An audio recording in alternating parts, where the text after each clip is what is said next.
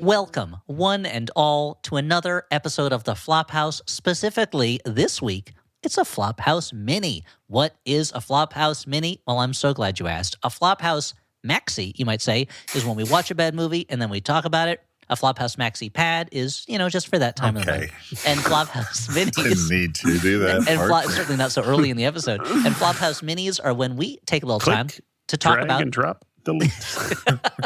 When we take some time to do whatever we want. So we didn't watch a specific movie for this episode, but we're going to have a specific talk about a specific thing. And today, it's another episode of everyone's favorite Flophouse Mini that is being introduced this time. It's another episode of Cinematic Mechanic. That's right, Cinematic Mechanic, the Flophouse Mini, where we take a movie that maybe has machines in it, and we get under the hood of this lemon and tinker with it to make it into a movie that maybe, just maybe, would work. Today, we're in the middle of an unofficial theme stretch. Obviously, our Max Fun Drive ended. Thank you so much, everybody, for the pledges you made during Max Fun Drive. We really appreciate it. It's going to keep the podcast going. It means we can put the time and the effort and the energy into it that we really want to. And it means that we're going to keep going into your ears and then into your brain and then to your memories for another year at least, and hopefully many years to come after that. So first, I want to say thank you very much for your pledges during Max Fun Drive. If you didn't pledge, you can still go to MaximumFun.org/join. You can still join when it's not the drive, Please do. Why not? Anyway, we had our run of movies without Spider-Man in them, which ended with Heartbeeps. That was last week. Next week, we're going to be watching The Electric State. So we kind of segued into a robots theme month, this kind of secret theme month of robots. And I want to talk about robot movies. Having just watched Heartbeeps, I want to say, let's get into Heartbeeps and cinematic mechanic that thing, as we do every time we become cinematic mechanics, and make this a good movie about robots. So Dan, Stu, the first thing I want to talk about is what makes a good movie robot? Like, what is a good robot for movies? But also, what's a good robot movie? Because those are not the same things. A robot movie and a movie robot, the best movie robots are not necessarily in the best robot movies. Because let's talk about it. What do you think are the best robot movies? By which I mean the best movies with robots in them. Not Robot in the Family. Not Robot in the Family, which is surprisingly like Heartbeeps. And I feel like we should have compared the two, as they're both about kind of goldish-colored robots that have incredibly annoying voices. So there's organic material covering the Terminator frame, but the Terminators are essentially robots, right? Without the flesh on them, they're basically robots, yeah. Yeah, so I'd go with, those are some great robot movies. I am a big lover of AI, even though some people don't like it quite Dan as making much. a controversial statement. He loves AI. He wants it to replace real writers and real He artists. just thinks it's better than normal art. The Spielberg movie. You mean AI : artificial intelligence. That one. We have to call it that, yeah. Some other ones, Heartbeeps tries and fails to do what WALL-E did very well. Yes, that's an robot obvious movie. one. Top robot movie. Ex Machina, another great movie about robots in love. I'm going to say okay movie. I like it better than Stewart. So There's the dance scene is really great. Okay. I would say The Iron Giant is a great robot movie that's about a different kind of love between friends, Sure. Then you've got your movies like Batteries Not Included. I don't know. Are you fucking kidding me about this shit, guys? Batteries Not... a very they think good he's a movie. burger. He's on the little thing, and they think he's a burger. We know robots that, are Stuart. cute, One day, Stuart, I want you to do a presentation about best almost burgers in movies. Did you ever do that? I feel like It would this be the leads batteries into not include robot. Everybody wants some. Everybody wants some. Thing Yep. about burgers, yeah. This is going to lead into, I think, the second category where I will argue that, the short circuit movies aren't necessarily great robot movies, but they have a great robot in them. So that's what I want to talk about. So, because there are some movies that are also great movies that have a robot in them that I don't consider robot movies. Movies like The Day the Earth Stood Still has a great robot in it. Don't consider that a robot movie. Wizard of Oz. The Tin Man's basically a robot, right? Forbidden Planet. The Forbidden Planet. That's got a great robot. I think we can all agree the robot in Interstellar is incredible. Yes. Oh, yeah, whereas I don't robot. love that movie. And as Rocky IV, of course, is the combination of both. Yeah. It's a great movie with a great robot in it. But it's not a great robot movie. No, but it's not a great right, robot movie. Exactly. So what makes a great movie? What is the difference between a great movie with a Wouldn't robot it have in been it? crazy if in the end, in the final bout in Rocky IV, Rocky's losing and he looks over and the little robot's there and is like, you can do it? And he's like, I can do it. That would have been amazing. So Yeah, what do you say, Dan? Because then I have Well, a I'm question. going to try for to you. answer the question you're asking. Well, what makes a movie a great robot movie as opposed to a movie with a great movie with a robot in it? Like a robot Metropolis, movie, I consider not necessarily a robot movie, even though the robot plays a big part in the plot. Right. You know, I think a robot movie always has a touch of the Pinocchio in there. It's about the like what makes where did Pinocchio touch you, Dan? human- Can you show me on the stall? Well, he lied and his nose? nose just like shot out, and I don't think it was purposeful. Sure. You know. Yeah, of course not. Telling a lie is a choice, Dan. No, but I think that there's a bit of like what makes one human? What is sentience? Like that is always like part of like the movies that are robot movies, Like Chopping Mall. like AI, artificial intelligence, like Short Circuit, like Heartbeeps, like Yeah, Chopping Mall is kind of the best of both worlds, isn't it? It's great Terminator robot design, is possibly kind the of best soundtrack of a any little movie bit of all about time. that. Well, so actually, Dan, that's a good segue into our segment right now. It's called Debotters. This is the debate segment about robots. Okay. And this segment is, so the issue is RoboCop a robot movie? Now, I'm going to put you guys on either side of this. Dan, Stuart, you're going to debate this issue with each other and for points that will mean nothing. And so, Dan, I'm going to give you first choice because you're so fired up about this already. You get to choose, is RoboCop a robot movie or not? And you'll have to argue that side. I'm going to argue it is not a robot movie. So, Stuart, you're going to have to argue that RoboCop is a robot movie. Okay. And Stuart, because you didn't get to choose your side, you get to take the floor. You had less time to think about it. So now you get the opening statement. So, Stuart, is RoboCop a robot movie? You are answering resolved, RoboCop is a robot movie. I believe that RoboCop is a robot movie because it focuses on Alex Murphy, a human man inside who has a computer tied in with his brain. And we see the differences between when he is controlled by that computer and when, Dan, no interruptions. Dan, for the listeners at home, Dan's face is incredulous. Almost from the first moment. He's really playing to the judges. In his seats like I'm turning on the vibrating beads up his butt. I'm just reacting. The I'm not trying tingler to is jump in. underneath Dan right now. Yeah. And we also get to see the difference between RoboCop and a full-on robot, Ed 209, and we can see the differences. Edward and we can 209 see, for full. And we can see the essential element in something that requires nuance, requires a human touch, whereas something like Ed 209 is just a unstoppable, unfeeling killing machine. So that in that way, I believe it is I'm not saying that RoboCop is a robot. I'm saying it is a robot movie. Oh, wow. That's strong argument. Dan, what's your rebuttal? Or rebuttal, Yeah, I should was say. incredulous from the beginning because Stuart chose to start his argument out with, it's about a human, Alex Murphy. And that's the central argument I make. It is about a human, Alex Murphy. The last lines of the film are, what's your name, son? Murphy. He doesn't say my name is RoboCop because he isn't a robot cop. He is a man inside a robo suit, and it is about knowing his don't know humanity. If you'd say a robot suit, Dan. This is when the judge is going to come in and just point out. Maybe I'm doing Stuart's work for him, but the original tagline for the movie is part human, part robot, all cop. So Part man, part. Well, there you go. He's all cop. He's only part robot. Oh, okay, interesting. All right, turn it around. The robot suit is essentially again, I'm going to push back. The judges are going to push back. Maybe I'm doing Stuart's job again on the idea suit. It's his physical body. Most of his body is robotic. It's an exoskeleton. It is the brain is where the humanity exists, and the brain is intact.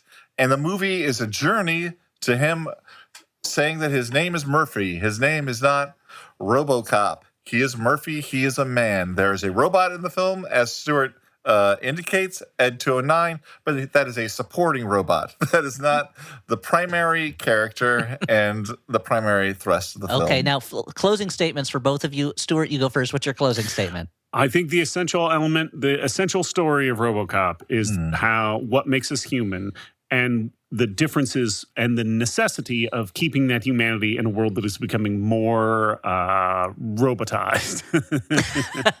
Yes. And Dan, your closing statement?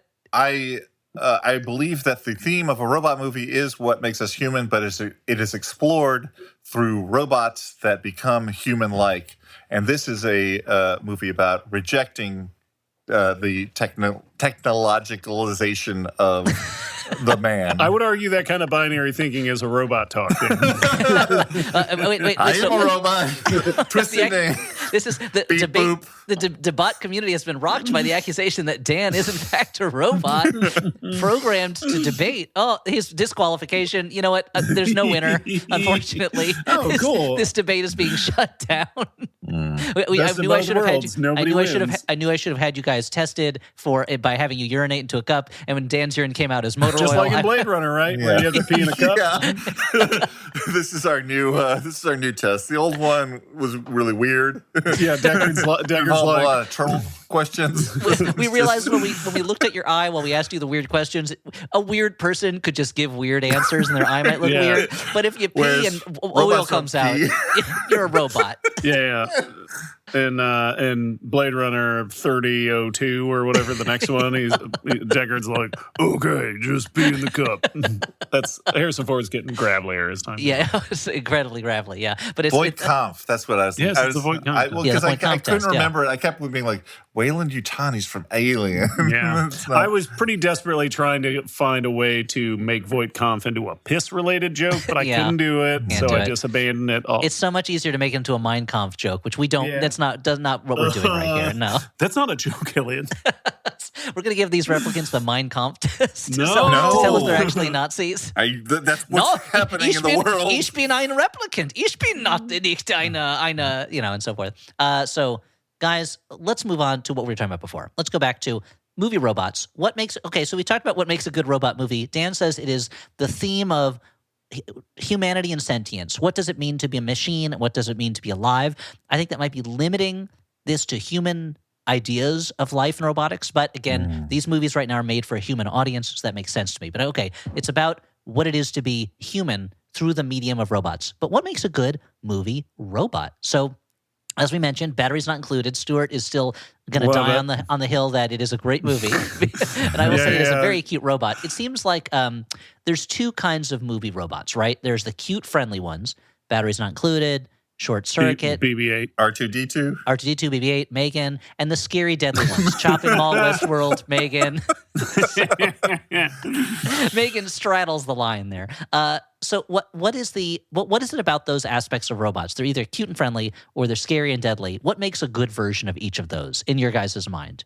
What makes a good cute robot and not an annoying cute robot? Like R2D2, great cute robot. BB-8, okay. That robot in Rise of Skywalker was just a cone on a wheel or some shit. Shitty robot. Crappy Yeah. cute robot.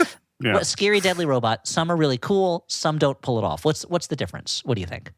Well, I do think that part of this is a uncanny valley thing. Like the cute robots, The valley the ones that- uncanny X-Men live in? The ones that the ones that are the most lovable tend to be the ones that are less human, like your R2D2s or your batteries not included, or even your Interstellars. Now, I'm going to argue with that. I think you're usually right. It's funny, I think that you consider the Interstellar robot cute. But I didn't say cute. I said you like them. oh, you like them, true. Because in Heartbeeps, the robot they make, Phil, is, I guess, maybe he just looks a little too attempting to be cute, because I found that robot despicable from moment one, that little kid robot. Sure, but I don't find him as off-putting as I Kill it with do hammers, right? Andy Kaufman robot. No, that's true. Which is, I think that if you get too human-like, it's frightening, Yeah. And that's where Megan It's kind of like knocks on the door. Garbage Pail Kids in the Garbage Pail Kids movie. Yeah. Yeah, exactly. Yeah, there's the The crocodile one, fine. The ones that look more like humans, get them out of here. And in the middle, you got C-3PO, who is irritating but lovable. Yeah. And he looks kind of like a human, but not that much. Like he's a human shape and a human face arrangement, but C-3PO, that design is pulling so much from Maria, the robot from Metropolis, who is a cool looking robot, but is also supposed to be kind of off-putting in that way of. Now, what about Stuart? You can always remember his name, and I can't remember the Japanese artist who paints the sexy robots. Soriyama? Yeah, does that work for you guys? Are you into that? Where it's like a lady's body, okay. but with like a bald, faceless head on top. Or her legs look like they're, I don't know, the spokes of a motorcycle I or mean, something. when I was a young pervisoid looking through the quote-unquote art books at B. Dalton Booksellers, I was never all that into the Soriyama books there. I'm like, okay, I guess this is kind of sexy, but they're also robots. so it's not for me, but I'm I feel not like, putting it down for someone. I feel like there should be a third category. There's cute, friendly, scary, deadly. There should be a category of sexy. Attractive. Because you see, and there was just an article in, I think, the New Yorker about what are we going to do in the future when people start falling in love with robots and AI. And yet, aside from the robots, future. Yeah. No, I'm just saying that I think that's all. We're already down that path. They're saying we're entering that phase. So what do we do about it? But in movies, I feel like unless a robot is basically just a woman or Gigolo Joe from AI who's just Jude Law, like there's not but shiny. But shiny, yeah. But kind of but he looks like the Duracell battery family, where they have plastic rubber skin or whatever. Oh yeah. Oh baby. Ooh, doggies. But I love is the human features, but it looks like it's made out of latex. Yeah. There isn't we haven't yet figured out what is sexy for a robot without just imitating a human form. Is that because as humans who are programmed mostly, not all of us, but most of us, to reproduce with other humans, that's just what we're into? Are we going to enter a world where people find that there's a new form, a robotic form that they are attracted to? Dan, what do you think? This is off topic, but it is a hot topic. Can we abstract something that is still sexy, like that does not look like humans? Like yes, yeah, like hedonism bot in Futurama. Sexiest. I mean, he still looks kind of like a person. Oh yeah. I mean, I'm sure people can get there. People find all sorts of things sexy, God bless them. But, I don't think that, I don't know. I think that something has to look reasonably human for me to be into it. Okay, so let's go back to what we were talking about before, because I'm getting uncomfortable talking about Dan's particular interests. But I'll give you Dan brought it up. I'll give you a pamphlet on it. So later. So a cute, friendly robot, Dan, you're saying the less kind of human-y, probably the shorter it looks. Probably there's a reason that probably the cutest robot in all of robots is the Gonk droid, the power battery droid in Star Wars, which is basically just a garbage can on legs. But what makes a good scary, deadly robot? A robot that looks really like it. Like ED-209 is a great, scary-looking robot. A lot of them just look like people. Megan. There's something about something about an unfeeling, uncaring face that is performing an act of violence is terrifying. Whether it is one that is a simulation of a human face or if it's just like something flat and blank. Yeah, I would either go terrifying. Either has to be uncanny valley, like a human, but as Stuart says, like there's something off. Human. Hey. Or you take advantage of the fact that a robot can be anything, and it's like, I don't know, it's got a bunch of robo tentacles, or it looks like a big spider or something like that. What I don't find scary is sort of the middle ground of we mentioned Chopping Mall before. It's a very fun movie. I like it. I would be scared if robots were trying to shoot me with lasers, but the design isn't scary because it's just okay, well, these are I don't know, big vacuum cleaners. Yeah, this ATM is chasing me. Yeah. I think that makes sense. I think, Stuart, something you've hit on reminds me of why I think the alien from Alien is such a scary design. It's because you can't see its eyes, Yeah. It's like a kind of strangely human mouth with, except for that little mouth inside. I haven't met anybody yet who has one of those. But it's strangely human mouth with this with this eyeless face, so it's not projecting emotion except aggression at any point. Okay, so I think we figured out something. A good robot movie has to really take advantage of what it means to be a robot and what it means to be a human. It can't just be a fun story with a robot in it. For this, I would think you guys would say Star Wars, not a robot movie necessarily, even though there's so many droids in it.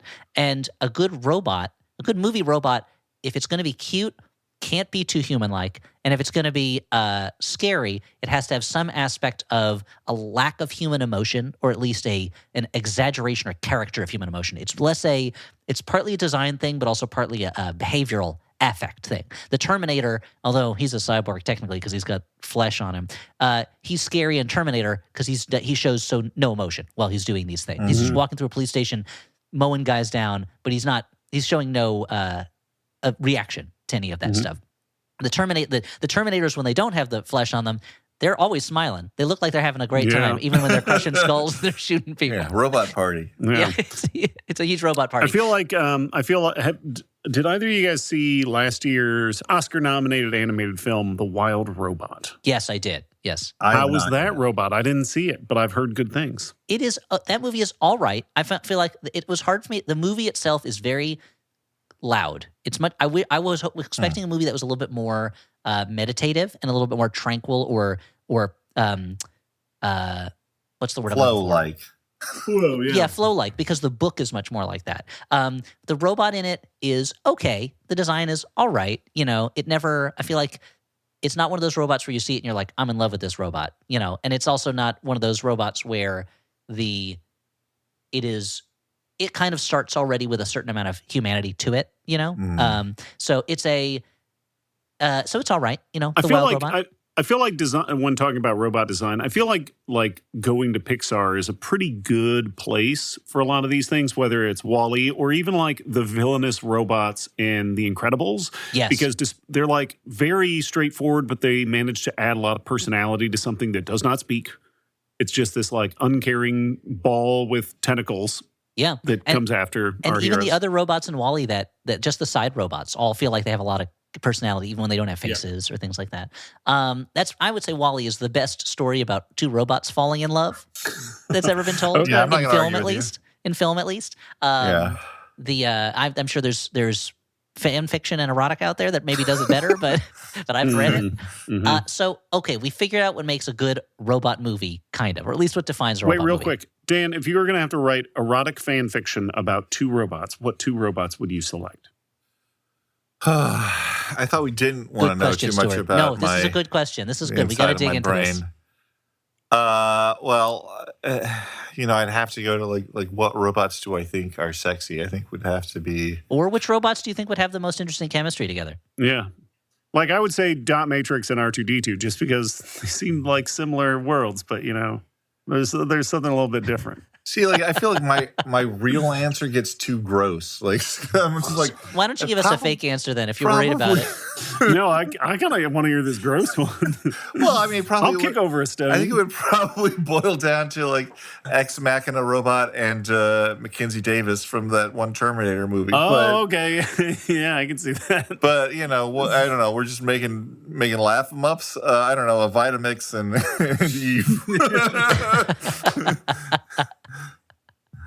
All right. Yeah, let's laugh them ups it up. Yeah. All right. So we've taken that bizarre detour. I don't know. Stuart, Thank you for that. Is Dot Matrix I like it because is Dot I feel Matrix like- a robot? Because doesn't she live in a computer? I don't remember Spaceballs that well. Oh, Dot Matrix from Spaceballs. I thought you were talking about Dot Matrix from Reboot. I'm sorry about that. No, yeah. no, Oh yeah, Dot I'm Matrix talking- from Spaceballs is very much a robot. Right. Yeah. The Phyllis Diller robot. Yeah. No, Joan Rivers robot. Oh, Joan Joan Rivers. Rivers, Sorry. yeah. I got my pioneering. No, but I think that Comedians mixed Dan's up. suggestion, but isn't so Mackenzie Davis is a Why are but we like still no, but because she hunts Terminators, Oh, right. she's No, that turned would herself be- into more of a robot to do this. So would she kill Alicia Vikander's? No, see, that's what Ex makes it Machina? hot. It's Yeah, a forbidden love story. Yeah, it makes sense. Okay, There sorry, I has just to wanted to be explore conflict. this. There has to be something taboo. You know? Yeah, I'm into it. I guess Let's go, I don't know. It could just be two married robots that are having a hot night together. That could be the story. I you know? mean, that's the most Elliott thing I've ever heard you say.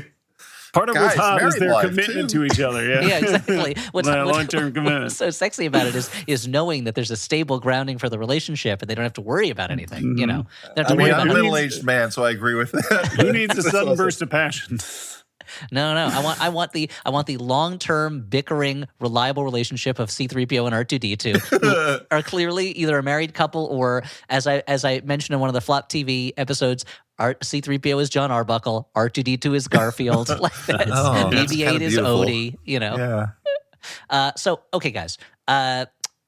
So get back to what I was saying before that other detour. We've decided we have identified the theme of a robot movie. We've identified some of the characteristics that make a good movie robot. I think we should use those things to cinematic mechanic our way into Heartbeeps. But first, I believe we have a sponsor who wants to make their voice heard now that we've already heard Dan's voice about which robots he wants to see have sex with each other. Yeah, they love being Unasked for. They love, yeah. It was my idea, and also the sponsor Sponsors loves being demand. They said right we next know to our this. ad will get better play if it's placed next to something disgusting. Sure. Because people's hands are clasped over their face and ears rather than hitting the skip button. Hey, speaking of technology, this episode is supported in part by Squarespace, which is the all-in-one website platform for entrepreneurs to stand out and succeed online.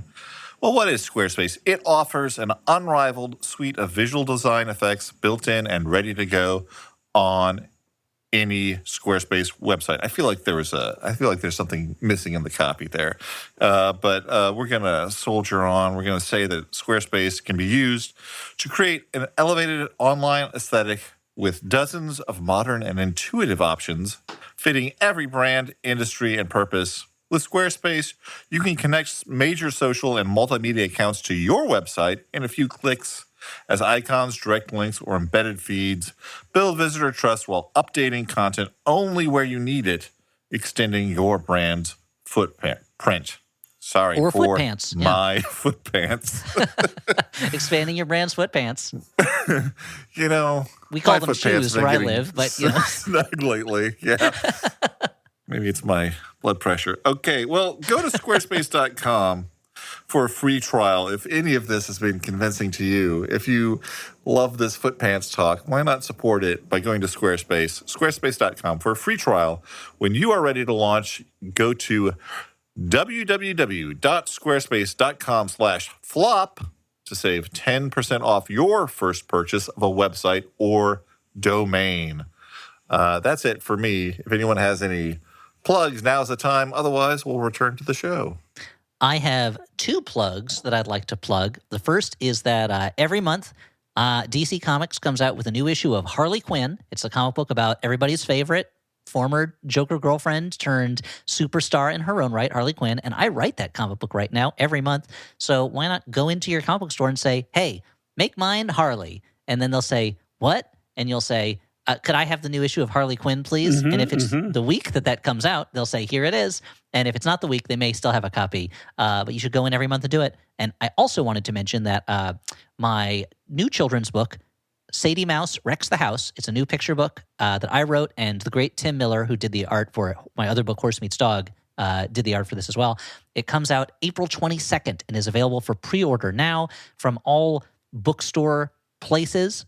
Please patronize your local independent bookstore. We can just call them bookstores. You don't have to add the places to... Oh, okay. Because I usually add place to things. So I'm like, I'm going to the drugstore place. Yeah. I'm going to go to the movie theater place. Please go to your local bookstore and say, make mine Sadie. And they'll say, what? And you'll say, can you pre-order a copy of Sadie Mouse Wrecks the House by Elliott Kalin? It comes out April 22nd. It's the story of a good little mouse who's tired of having to do all the chores. And she decides she's going to do the chores bad. And she wrecks her house. And my kids think it's funny. So hopefully your kids will too. Sounds delightful.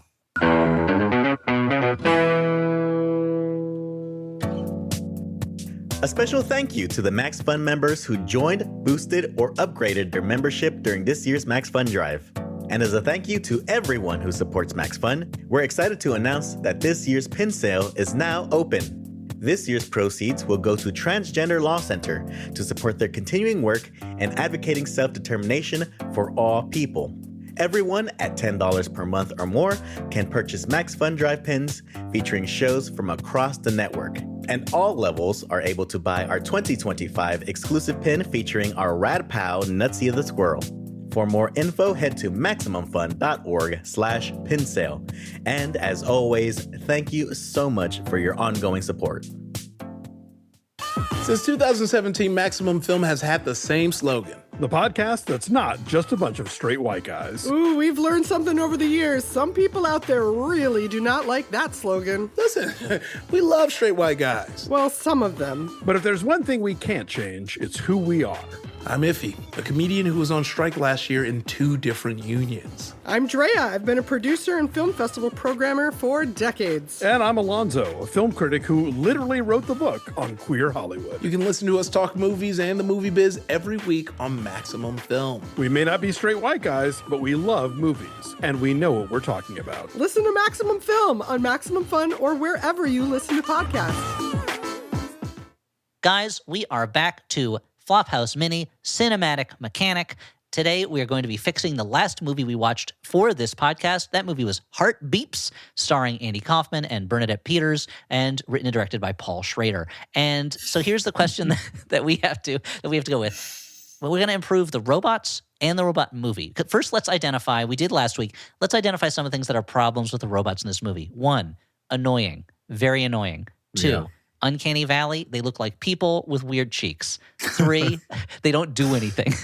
And that's the main problem with the movie. The movie is very, the idea of it is we're going to watch 2 robots go through the stages of falling in love and starting a family while they wander through the New Mexico woods, it turns out. But they don't really do much of anything else. Even though they're chased by a crime buster robot, that doesn't really mean anything. So how do we improve this movie? How do we improve these robots? What elements are these robots missing that would make them more enjoyable robots? They had like a big cannon on their arms, maybe. Yes. Okay. They've got big cannons on their arms. So the Andy Kaufman character, he's a valet robot, right? Yeah. And Burnett Peters' robot is designed purely to flirt with men at pool parties, specifically. But they should both have cannons on their arms. Is what you're saying? I mean, I think that's more realistic to the sort of robot industrial complex. Yeah, put cannons on them. The same way that Johnny Five from Short Circuit, who I'm surprised we haven't mentioned up till this point, he has like a rocket launcher on his back, right? Even though it gets turned into an umbrella launcher. Johnny Five talk. Was there? Yeah, he has like a shoulder-mounted rocket launcher type thing. Yeah. So okay. Well, I was arguing that Johnny Five was a great robot while not appearing in a great robot picture. An okay robot picture. Or a great roulette picture either. He doesn't. Croupier does not feature Johnny Five in it. So what if instead of Clive Owen, Croupier had starred Johnny Five? Would the movie be different? Would it still be accepted as a quality film? It's an odd mix of tones at that point. Sort of what's kind of like a brooding neo-noir with like just a robot in it, and not a really like a chatterbox realistic robot too. Yeah. So for the most part, the humans in this movie wear normal human clothes. Why do the robots wear weird, shiny clothes? Why don't they just put them in regular human clothes? That's a good question. I wonder if the robots' metallic bodies would tear those clothes too just easily. Rip them to shreds, So they have to wait. Yeah, just like the Blondie song, it would rip her to shreds. And so I wonder if that's the reason that they're wearing what appear to just be vinyl clothes, But it's a good question. So you would put them in regular clothes. You think that would help it a little bit? First step, regular clothes. So we're fixing these characters. I'm glad we're taking this very sincerely. They both have cannons on their arms, and they're wearing regular clothes. I would say the Val robot as a valet, he has fully opposable fingers, and due to the design of the hand, like glove, his fingers are always splayed really crazy. I think he should have just had a sealed, closed hand. Okay. So like a mitten more than fingers. Okay. Yep. But that's the non-cannon hand. My real. Or does he have the thing where his mitten hand can kind of drop down on a hinge, revealing a cannon in the arm? Yes, duh. Sorry. Like Guts from Berserk, duh. So you're asking for sincerity in fixing Not necessarily. Yeah. I'd be like Bernadette Peters' robot. You're doing great. No notes in particular. You can basically be the way you are. Andy Kaufman robot. This voice you've been doing. Okay, let's talk about the voice. Dan, what does that voice? To remind the audience, what does the voice sound like? He kind of talk like this. I can't actually do it. He's very little childlike. Little Latka, yeah. That's pretty good. It is like a little Latka. And you want a big Latka. You want a Latka that can soak up a lot of oil, get real crispy, Be a sour cream delivery system. I'm more of an applesauce guy, but that's just me. And I eat them plain. I want to taste the Latka. I want to taste the potato. I want to taste the onion. I want to taste the fried grease element. Yeah. But not just the voice, like in Heartbeeps, not to return too much to our previous episode. Like they talk like dumb children. They do. It is that's something that I feel like we didn't really adequately describe in the last episode, which is that it is the thing that movies do often where they confuse innocence with dumbness. Like a character is naive and innocent, therefore they talk like an idiot. They don't know anything. They sound like Nuki all over again. Right. It is like Nuki all over again. Yeah. I prefer a robot that, talks with sophistication for a robot. Like it's a lot of, sort of like understanding of facts. But maybe naivete when it comes to, human behavior is fine. C-3PO is what C-3PO. Yeah. I mean, I was thinking the exact same thing. You're basically describing C-3PO, who speaks very articulately, but has even for a protocol robot who's designed to interact with humans, has no idea what humans are doing at any Does given not moment. understand when he's cock blocking Han Solo. No, and is only so. Here, let's talk about C-3PO for a minute. Okay, I know people who don't like C-3PO. I've heard the discussions between Jesse Thorne and Tom Sharpling on I think it was on Bullseye about how much they both hate C-3PO. Whereas and they hate him for the same reasons I love him, which is that he is the worst robot. He only cares about himself, is oblivious to what's going on around him except the way it affects him. And he's constantly anxious and he's constantly fussy and he's very short-tempered and it's very easy for him to get thrown off his game. All these things that you should not see in a robot, but he does them all beautifully. And I think it's partly because Anthony Daniels does such a great job with the voice, but also with the movements of, he's a robot who constantly looks like he is offended and wants to talk to the manager, which I think is very funny in a robot. Is I feel like every single other movie of this type, if they had a character like this, that character would have a moment where he shines. Yes. C-3PO never has that moment. I was just thinking to myself, whether we could make a list of the times he is useful, and I can only think of just one. When he is in Return of the Jedi and is able to be a god to these Ewoks and convince them and not tell the to story. eat the humans that are little there. cannibalistic space bears. Yeah, and that's part of the joke of it is that he's the one character who's confused for a god is, again, the most useless, least helpful character. He spends most of Empire Strikes Back just as an annoying voice strapped to Chewbacca's back. Giving him directions which are mainly ignored. Yes, and I love how in the trash compactor scene that C-3PO is like, oh, it's too late, we've killed them. He's, his job, which is to be the liaison between R2-D2 and the others, he's doing so poorly.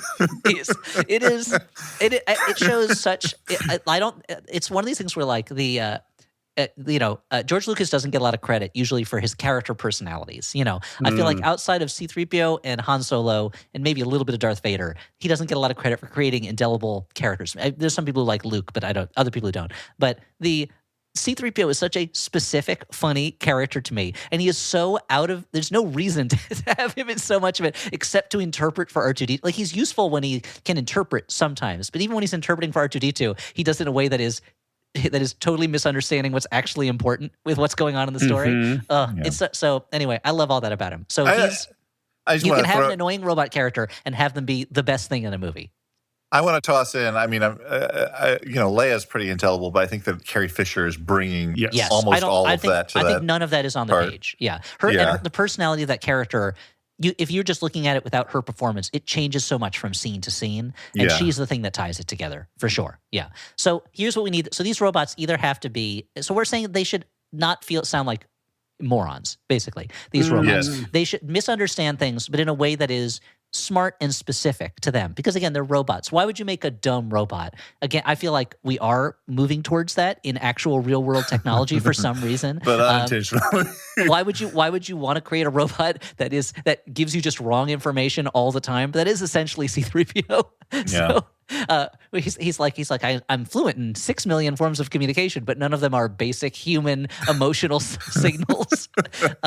So we can make these characters more like C-3PO is basically what we're saying. Like Andy Kaufman's character should be more like C-3PO, which gives him more of an arc. If he is not a lovable, already in love, innocent from the beginning, it gives him a place to go. I feel like with Wall-E, he starts out as an innocent, but it is kind of the arc of him understanding that the job he's been doing for years is the wrong job, that the things that he does that are outside his programming, where he keeps his old stuff, that is the good stuff that he's doing, Well, plot-wise, I mean, and I'm mentioning this as it sort of associates with his character, there should be an inciting incident that specifically catapults him beyond his comfort zone in a way that then he needs to change his programming, become more human in reaction to it, rather than in Heartbeeps, it really seems to be what's going on over there? Let's go look. That's kind of all that motivates them. And it needs something that's sort of I don't know, like a fish out of water thing. I mean, they see a rainbow. That's kind of the incitement. Is they see a rainbow and they want to get closer to it. Andy chats with Bernadette Peters about banana daiquiris, dude. You don't think that's inciting enough? You don't think that's... That's true. I guess so. I would incite a reaction in me, but I'm not Andy Kaufman. The idea of a banana daiquiri opens up a whole world. It's like Ariel finding that fork or whatever in Little Mermaid. It's like, oh, I have to learn more about the civilization that would create honestly, this. that would be Yes, so much that's better a thing. exactly. Like, be like, I want to taste what a banana daiquiri is. I've been programmed in with this chatter, but I don't know what a banana daiquiri is. It would be a very funny quest to me if like this kicked off just being like, we have to go taste as robots a banana daiquiri. Yeah, or she brings it up and he's like, okay, what does it taste like? And she doesn't have an answer. And then she actually has a quest of her own and not just I follow you around. Yeah. Yeah. Well, now let's talk about the quest because I think this is great. Okay, so Heartbeeps, the characters start talking about banana daiquiris. She's never been asked the question, what does it taste like before? And now she wants to go on that quest and he's in love with her, so he's going to follow along. Again, this is very Wall-E Eva, where Eva is the one who's like doing stuff. And Wall-E literally stows away to follow along after her. The quest. So the quest in the movie now seems to be that they need to go somewhere to see a rainbow. And then when they get there, they're like, we're running out of power. We got to go back. Again, we said last week, Fury Road plot structure. Yeah. What would make this quest more interesting than, say, just wandering through the woods and once or twice Crime Buster threatens them? Let's quest it up. And we keep in mind they have cannons for arms now, so that's a thing that could cause some trouble too. And also that the Andy Kaufman character is going to be much more like C-3PO, so he's constantly complaining and probably getting into trouble because he's not programmed very well at what he does. So what are some things? Just give me some incidents, in episodes. This would be very difficult to do in this world where the Stan Winston makeup does not look like people. It looks like weird Energizer characters, like we said. But yeah, they're not going to get mistaken for people in this movie. I would love a scene where, because they're on the run, they have to pretend to be human instead of pretending to be trees as they do in the bar. movie. Yeah, okay. Like they're at a busy bar or restaurant or a public place, and like the whole crowd of people, and they have to behave like humans and pass as human. Yeah, they put masks on. They're like, we got to protect from COVID. You put your finger on something that is a problem with this movie that I didn't even necessarily realize while watching it because I was so eager to be done with watching it, which is we see them go to a party. They don't pretend to be attendees of the party. They pretend to be robots that are working at the party. Woody Allen pretending to be a robot in Sleeper who works at a party is a joke because he's a person. He's not a robot. Right. For a robot to go to a party and then pretend to be one of the robots working at the party is not particularly funny. It would be much funnier if they're like, oh, we got invited to this party. Yeah. We're the robot invitees. Or they pretend they're people and like, we had work done. We had work done to look like robots or whatever. A person pretending to be a robot and messing it up is funny. A robot pretending a person messing up is funny. A robot pretending to be a robot and messing it up, you got to work much harder. It just got to be that much better, So I think that's great. So one scene, they got to go somewhere and be people. Maybe they go to a bar. If this was a movie made, I feel like this movie was made just 1 year earlier or after, they would have gone to like a honky-tonk bar and they'd have to pretend to be, cowboys or something like that. One of them would have to ride a mechanical bull, arm wrestle on and someone would hit on one of the robots like a human being, and there'd be something saucy going on. A woman would be hitting on the Andy Kaufman robot, not recognizing that he is a robot and not a person. And it would be very awkward. And also Bernadette Peters would be getting, my jealousy circuits are kicking in. I've never felt these before. And be like, but I'm not even responding. Why do I feel pain? Why like in Star Wars, in Return of the Jedi, when they're torturing those robots, and it's like, well, why do they put pain sensors on the bottom of that robot's feet? For this scene. For this one moment. We got to make sure that these robots, which are, they're just untiring workers that can do dangerous jobs, that they feel pain while they're doing it. It's a statement on capitalism. Cruelty is the point. Yeah, I guess so. So they have to go to a bar, and they maybe a honky-tonk bar, maybe not, and pretend that they are, maybe it's a swing dancing bar and they've got a swing dance and they win a competition or something like that, but they accidentally blow everybody up. They think it's part of the show. What's another fun adventure for these robots to have? Let's come up with like 2 more, and then I think we'll have maybe fixed Heartbeeps. What are some fun robot adventures? Fun robot adventures. Okay. We've already talked about having to find the banana daiquiri. Yes. Are we going and to at the keep bar the they don't idea even, that and maybe at the bar they're just about to almost drink it when they accidentally start a bar fight. It gets knocked out of their hands. Oh no, they were so close. Are we going to keep the baby robot story. This is okay. So let's talk about it. This is a big question. It's a big part of the movie that they are becoming parents. They're experiencing the things that parents do. As I said during the episode where we talked about this movie, that made me really mad. It felt like they were trying to tug on my heartstrings in a way that I didn't give them consensual permission to. So I had to bat their hand away from my heartstrings. So do we keep that little baby robot, Phil? What do you guys think? I don't think it's necessary. Like, I think that it's enough to be like, oh, can two robots fall in love? But if we did keep it, I would add that much later in the film. I would be like, that seems like that should be a third act thing that happens, is like they create this life together. Do you want to have like a weird birth scene, or should it be the way it is where they like build it? Like she doesn't have to like squirt it I up. don't want any body horror. Thank you. So you don't want a robot I've birth. seen Titan. I know what a good movie looks I like. mean, it just shows, Dan, that the act of birth, maybe the most beautiful act of creation a human can create, that goes straight to horror for you. You're to right. body horror. You're right. I was talking about that and not the idea of a robot giving birth. Oh no, my water broke. My Speaking of oil water, broke. this is a very dumb idea, but I somehow, in my head, I really want to see them It's set in the Waterworld world, so if they fall in the water, they short I was circuit. gonna say, I want to see them at a water park where they keep being, Hell yeah. like people keep trying to encourage them to go down the water slide, and they're like, And they can't. we can't. They've gone to the bar. They're hiding out with the people who think they're the woman who thinks they're humans. Oh, the next day she's going to a water park. Yeah. They have she's to go already with her, up or else they'll blow their yeah. cover, and so they can't get wet. Because they're gremlins. See, this is what I'm saying. Like the screenwriting gurus say, you got to get your heroes up a tree and throw rocks at them. There weren't very many rocks being thrown at these characters. To be fair, there were a lot of trees, though. They passed a lot of trees. They just didn't go up them. Yeah. And shrubs. Now, taking out the shrub, the little kid, it raises a question. It opens a Pandora's box I'm not sure you want to get open, which is, do we need Catskill? Is Catskill a necessary part of the movie? Do you like to fucking laugh, Elliott? Does this podcast need an Elliott Kalin in it? Wow. It is. So if I'm Catskill, I guess, Dan, you're Andy Kaufman, and Stuart, you're Bernadette Peters, I guess. Unfortunately. Fucking Yeah. dream. Yeah, and I'm Catskill. So I guess we're saying is Can we I need be Dick Catskill. Miller? Who shows up in one scene? No, Yeah. I don't think he can be Dick Miller. So, well, okay, I'll let you be Dick Miller, sure. Thank you. For Halloween My this dream. year. Dan, if you were going to dress up as Dick Miller for Halloween, how would you do that? What would you just get a mask of Dick Miller, or what would you do? That is. Yeah, go to Spirit Halloween, get beloved character actor.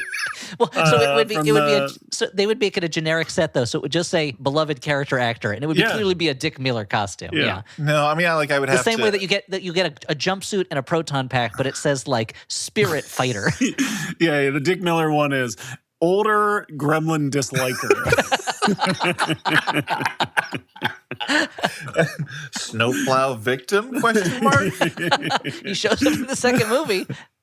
Yeah, I think I would have to. Just I wish do he it had shown up in makeup. the second movie with one bandage on his forehead, just like an X and a bandage. That's what he got from the That would snowplow. have been great. So, Dan, what are you saying? So you want Makeup, like some like forehead lines, some smile lines, and then just wear like old man clothes. because in most of his roles, he's just wearing regular clothes. It's rare that Dick Miller is wearing something flashy, or super I just mean recognizable. like old man, like he's of an earlier generation. You can he's like, Dick Miller. I think you look at him, you're like, this guy was cool, but he's also older now. Yeah. So I feel like if he's in a movie that has exciting costumes, it's important for him to look like a normal guy. Yes, I agree. So He's like a not a janitor. killbot. Yeah, he's the janitor who cleans up after He-Man or something. So this is all to say that Catskill stays in the movie. So what's Catskill's? Does Catskill get in this movie? He does get a scene where he kind of proves his worth by giving his life literally to Phil. That is that moment that you expect C-3PO to get in another movie that he never gets. No. Does Catskill need that moment, or can he just be like a real Borscht Belt hack stinker the whole movie? Yeah, he can just be. I don't know that he needs that moment, but it is weird that they make it out to be like, these robots have their specialties. Like the specialties never come into play, really. Like there's no moment where Catskills like gets up on stage and people are like, yeah. They like him at the party. Catskills. They like his jokes at the party. I guess It doesn't that's help in any way. the closest it comes, but it feels like if you're going to have three robots who have different strengths, like that should pay off at some point in the film. Maybe I'm crazy. I mean, that would be kind of textbook screenwriting. We've been talking about I don't think it has to robots a happen with lot. all of them, but We haven't even mentioned probably one of the most popular robot movies, the Transformers films, which we've Robot talked about. jocks. Yeah. They're not even robots, dude. They're driving No. them things. They They're don't just even like spell armored suit jocks Gundams. properly. Yeah, there's a lot of problems with that, with calling Robot Jocks a robot movie. Those are mechs, Dan. Yeah. Yeah. So But Transformers, let's talk about. Transformers, So are what does they- Transformers do so right that it's been such a successful series and that people love so much and the stories are so great? Is it, you're saying this movie also needs a character who has laminated the rules about what constitutes statutory rape and what doesn't in case a police officer gets forgot mad at him? about that. what It a is the thing weird that- moment in It a is the weird thing that movie. sticks out to me the most from those movies because it's so unnecessary. It's not fun. And it's like, yeah, I took my kids to see this action movie about robots that change shape. Oh, well, this guy's going to spend a whole scene justifying why he has a relationship with a 17-year-old girl. Like, I don't like it. I don't like it at all. Yeah. You know? Or the two young robots who speak in slang and can't read. Yeah, I guess. I don't like that. And also, and I do like that there's a robot with a beard, though. I guess What about the secret- robot that has the giant swinging wrecking ball testicles? The That's secret right. to their success is crassness and It's- racism. It makes me wonder if every Transformers movie, Michael Bay was like, why doesn't my friend John Waters take over one scene in this movie? Every installment. Yeah, and it's John always Waters is like, well, of course this robot needs huge wrecking ball balls. And Yeah. Michael Bay's like, I gave you total control today. I Yeah. don't like it, but you've got to do final it. Birthday, cut for this John. one scene. What if this character's all talking about all about their illegal taboo busting cross age relationship? All right, John, you're America's favorite dirty uncle. I can't say no to you. You know, Yeah. even this is $1 billion franchise, but go for it. T.J. Miller's been in this movie, beloved by America. Let's just kill him with no fanfare. Cogman. so I think the we can tran- all agree Cogman is awesome. So Cogman, the robot butler guy. You remember? I Cogman. don't remember You Cogman. I don't don't remember remember Cogman Cogman, from no. Transformers: The Last Yeah. Night? I think you'll find that I retain very little about the Transformers series. So what is it, Stuart, that makes them successful robot movies to make? Because again, the Transformers, they don't do a lot of the stuff that Dan was talking about earlier about what it does mean to be human. They Because just they're kind of more take it. they're aliens. They're They're not aliens. like they're aliens who happen to be sentient machines. Uh-huh. Oh, That's yeah. what makes it different, I think. But they also turn into cars and dinosaurs. Yeah. The morphing. So you're saying that in Everybody's morphing. Heartbeeps, so let's say it's the big climax. We're going to the climax of the movie. Are we keeping the crime buster story, or is there some kind of robot police that's after them, or something like that? There's got to be something that they're in danger from. So let's say it's crime buster, but he's like, but it's ED 209. Let's say ED 209. He's been out of work for a while. They hired him for Heartbeeps. I would argue if you are trying to tell this kind of a story and you're going to have the crime buster character, the conclusion of the crime buster character should not involve an armed conflict where they like deactivate him or whatever. It should be that they like convince him that he's wrong, basically. That they or you could say that could be the moment where Catskill makes Crime Buster laugh, or they share a banana daiquiri with him and it messes with his circuits and he becomes a loving robot, or something like that. Thank you. Yeah, the becomes- taste of a banana daiquiri poured through his through a intake vent. port. Yeah. Yeah. Famous Iranian film, Taste of Banana Daiquiri. No robots in that movie. Surprising. Yeah. So it would be the power of love or banana daiquiris that stops Crime Buster. Or that they have changed so much that they are not behaving like robots anymore, so he does not want to capture them. And there's a moment in the movie that almost gets to that point where it doesn't compute that they're acting like humans and not robots. So I think that's a surprisingly sweet way to end it. Is that the robot police officer no longer recognizes them as robots. They've done it. They've done every robot in a movie's dream of becoming a person. It's that Pinocchio aspect Dan was talking about. And maybe some of their robot parts start becoming all squishy and fleshy, like an Existenz or something. There you go. And now she can give birth to Tane style And then Dan thinks it's sexy again. and then we basically, I guess, have to rip off the end of Short Circuit 2, which was also a Yes. rip off of the end of Mac and Me, Become a naturalized citizen. And they take the citizenship oath and they're robot citizens. God, I forgot about that. That's awesome. Yeah, there's a I wish that Mac and Me was not about them discovering the aliens and all that, but was just about them studying for the citizenship exam. Yeah. Because as far as we can tell, they can barely talk. They can just kind of whistle at each other, and they look like they're so totally at a loss to understand anything that's going on around them at any moment. How they memorized the first 10 amendments in the Bill of Rights? Like, I don't know. I don't know how they did it. I've never seen Mac and Me. Should I watch it? You've never. I have seen it too many times since we had to do a Mystery Science Theater for it. I've seen it.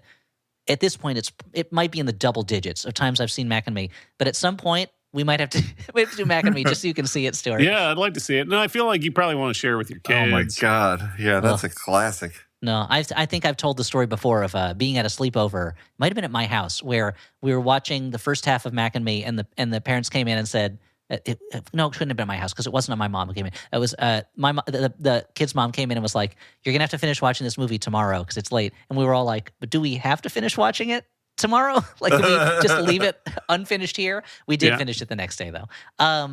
So I think we're running out of time in this episode of Flophouse Mini Cinematic Mechanic, but I think we did what we needed to do. I think we fixed Heartbeeps. Yeah, the characters they have a stronger reason for leaving the factory, which is to learn the taste of a banana daiquiri. We've given Bernadette Peters more of a starring role in it. Well, Andy Kaufman's voice, I assume, we'll have to. We can just take it for granted that it's changed. Dan, Dan can just jump onto Facebook Messenger and hit up Uncle Paul Schrader and tell him all these tweaks and changes. That'd be great. Yeah, Sure. or talk to you guys. Talk through Letterboxd a lot, right? They're not dumb characters anymore. They're just kind of unknowing. They're much more like C-3PO. They have cannons in their arms and mitten hands. If they make a baby, it's much later on after their parts start becoming fleshy, Cronenberg style, through the power of kind of love. Or maybe they're a different version of this, is they are literally stealing the organs of humans and putting them in their own bodies. You know? Make them more lovable. Yeah, kind of like a more criminal version of Jonas from the Book of the New Sun. You know, a robot who's getting flesh parts put on him, reverse Tin Man. And by the end of the movie, they're so human that they're no longer robots, and Crimebuster just doesn't want to stop them. Perhaps aided by having a banana daiquiri poured into its drink intake port. Perfect film. Perfect film. We keep the same score. Great score. And we add in a scene in a bar, a scene in a water park, and I think a second scene with Dick Miller. A second scene with Dick Miller, and I think so that maybe that's just Dan in his Dick Miller costume. Yeah, I'll play him.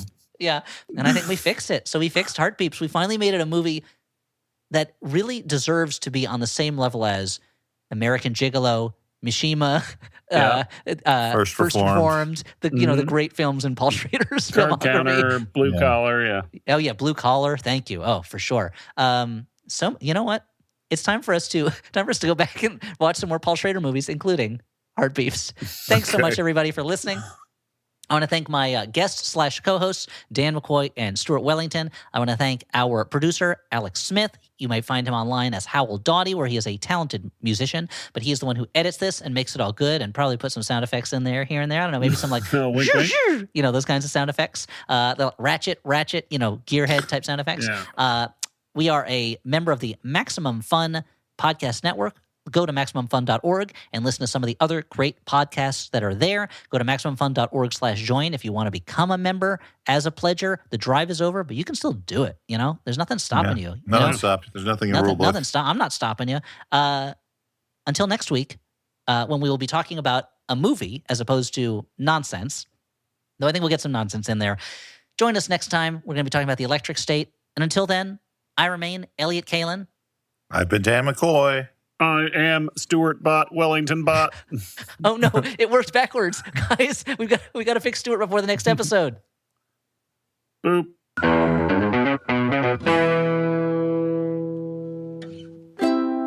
Maximum Fun, A worker-owned network. of artist-owned shows. Supported Directly by you.